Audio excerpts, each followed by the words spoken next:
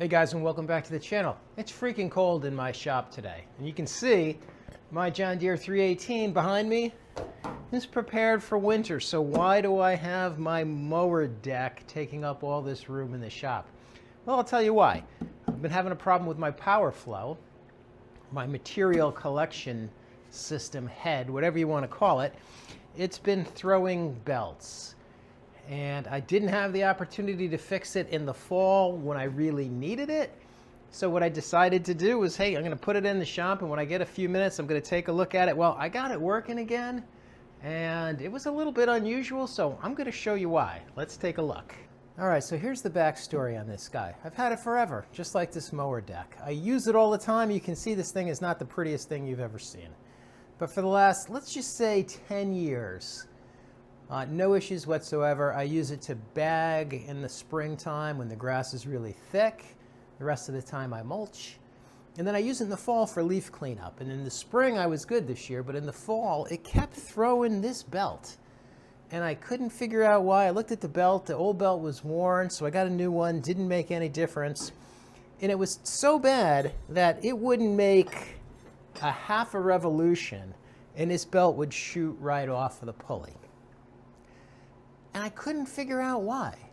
When I say I couldn't figure out why, nothing has changed. When I say this is not the prettiest setup in the world, I'm going to show you exactly some of the struggles that I've had with this deck, but it still didn't make any sense to me, and then I accidentally discovered what was going on.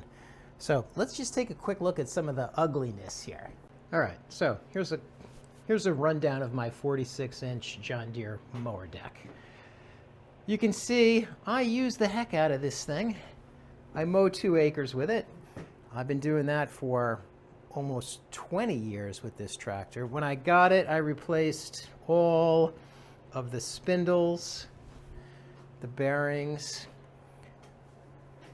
This draft arm has broken several times. That's welded on. You can see, hopefully you can see, that the deck is significantly bent in the front because I hit a tree stump with it one day and I've been too lazy to heat it up and bend it back. It still works, and as a result of that, my Powerflow is a little bit crooked. And one of the things that I noticed, you don't see a lot of videos on these things, is when you come down and you look, you can see my new belt. You look at the way the pulleys are set up, that top pulley, you know, is on a bit of an angle, and the belt comes in on a bit of an angle to the pulley in here. And what was happening is this angle was exactly what you see now, but it would just whoop, come right off of the top every time that started to spin.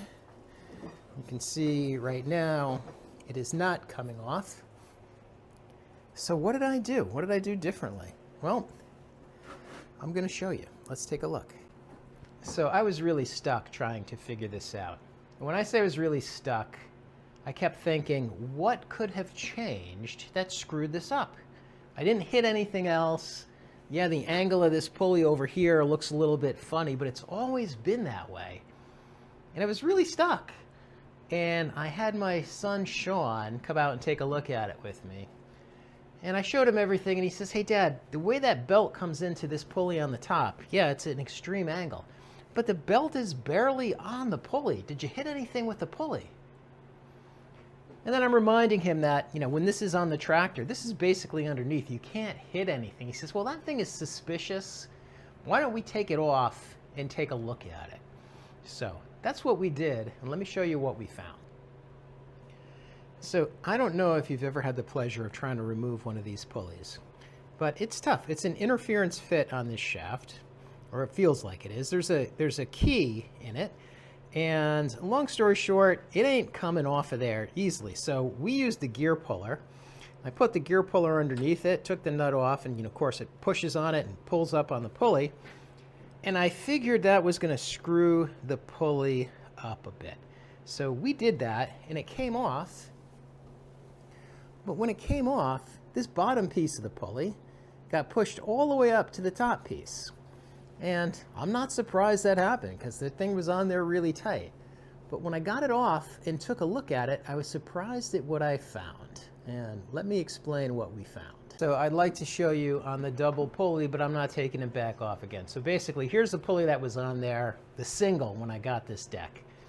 So if you imagine that gear puller underneath, pushing up on the bottom piece of the pulley, again, I expected this bottom piece around the outside to be pushed up to the top. That's not what happened. The whole thing pancaked together, and what I learned is on this double pulley, at least the one that I have, the bottom piece of the pulley is not welded onto the shaft. It's just a press fit. So basically what happened was over the years, that bottom part just wiggled its way up, wiggled its way up, wiggled its way up. And in doing that, the gap here got so tight on a couple of areas of the pulley, in fact, most of the pulley, where the belt, instead of running inside the pulley, was actually running on the outside. And as a result of that, when it turned, it would run itself right off the belt. How did I learn that? Well, when I took it out and I saw that it was completely flat, that didn't make any sense to me. So I used a couple of punches and I started to move that lower plate down, and as I saw it move, I found a piece of steel that's the same diameter or the same width as this belt. And I just went around and I tapped it and I moved it back down into place. It wasn't easy to move. So doing that, I said, maybe that was the whole problem. Let's take a look at it right now. All right, so looking at this right now, the belt is running inside the pulley, and when I turn, it stays inside the pulley and it's not coming off. Before I made this change, I would get probably to here before the belt came off. Let me see if I can show you what the belt looked like before. All right, so to demonstrate, I grabbed my old belt. Now, when this pulley was so squished together that the old belt, when it was on there, looked like this. It just would not sit on that pulley.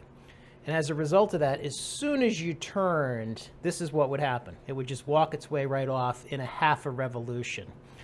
And so for me, I'm looking at it, I'm like, well, geez, that pulley couldn't have changed. It must have always been that way. My son, who doesn't have that bias, was like, Dad, shouldn't that belt be on the inside the way that this one is right now? Which is why we pulled it off of there, and lo and behold, yeah, that's the problem. Okay, so at this point, you're probably asking yourself, Chris, did you weld that bottom part of the pulley so it can't move its way up again? Nope, I did not do that. Why? Nobody knows. No. I didn't do that because I don't think it's going to move again, or if it does, it's going to take another 10 years. So if I have to take this thing apart again, I'll make another video. So really, there are two things I wanted to come across from this. Number one, if you're throwing belts, know that that thing can move and take a look at it. Maybe this will help you out. And then more importantly, when you're stuck, bring in somebody else to take a look at it. I do this all the time in my professional career when I get stuck. And I've found that sometimes just explaining things will help me see what the problem is. But bringing in an outside opinion, in a lot of cases, is going to just open your mind to things that you're blocking, right? When my son said, Dad, that pulley looks funny. Why is that belt on there, not on there the way that I think it should be? I dismissed it. I was like, geez, pulleys don't move. Nothing could have possibly hit that. But he was like, well, let's take it off and take a look at it. And as soon as we had it off, I could see that that was the problem.